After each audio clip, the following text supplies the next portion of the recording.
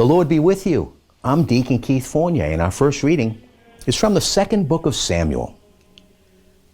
Absalom happened to run into some of David's guards. Absalom was riding his mule, and the mule passed under the thick branches of a great oak. Absalom's head got caught in the oak, and he was left hanging between heaven and earth, while the mule he was riding went on. Someone saw this and reported to Joab, "I have just seen Absalom hanging from an oak." Joab then said, "I cannot waste time arguing with you." And taking 3 darts in his hand, he planted them in Absalom's heart while he was still alive, deep in the oak tree. David was sitting between the 2 gates. The sentry, having gone up to the roof of the gate, looked out from the ramparts and saw a man running alone. The sentry called down to the king and told him, and the king said, "If he is alone, he's bringing good news." The king said, "Go and stand over there." He stood to one side and waited. Then the Cushite arrived. "Good news for my lord the king," the Cushite shouted. "Today Yahweh has vindicated your cause by ridding you of all who had risen up against you." "Is all well with young Absalom?" the king asked the Cushite. "May the enemies of my lord the king," the Cushite answered, "and all who rise up to harm you, share the fate of that young man." The king shuddered. He went up to the room over the gate and burst into tears. And as he wept, he kept saying, "Oh, my son Absalom, my son Absalom, if only I had died instead of you.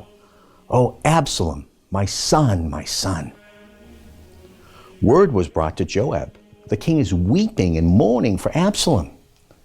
And for the entire army that day, victory was turned to mourning, the troops having learnt that the king was grieving for his son.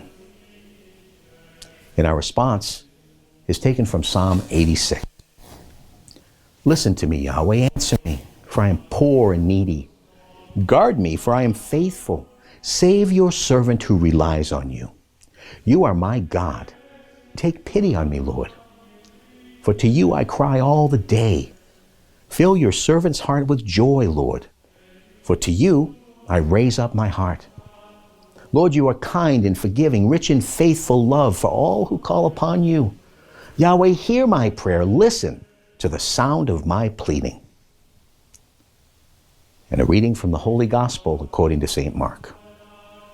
When Jesus had crossed again in the boat to the other side, a large crowd gathered round him, and he stayed by the lake. Then the president of the synagogue came up, named Jairus, and seeing him, fell at his feet and begged him earnestly, saying, "My little daughter is desperately sick. Do come and lay your hands on her that she may be saved and may live." Jesus went with him, and a large crowd followed him. They were pressing all around him. Now there was a woman who had suffered from a hemorrhage for 12 years. After long and painful treatment under various doctors, she had spent all she had without being any the better for it. In fact, she was getting worse. She had heard about Jesus, and she came up through the crowd and touched his cloak from behind, thinking, "If I can just touch his clothes, I shall be saved." And at once the source of the bleeding dried up, and she felt in herself that she was cured of her complaint. And at once, aware of the power that had gone out from him, Jesus turned around in the crowd and said, "Who touched my clothes?" His disciples said to him, "You see how the crowd is pressing around you. How can you ask, 'Who touched me?'"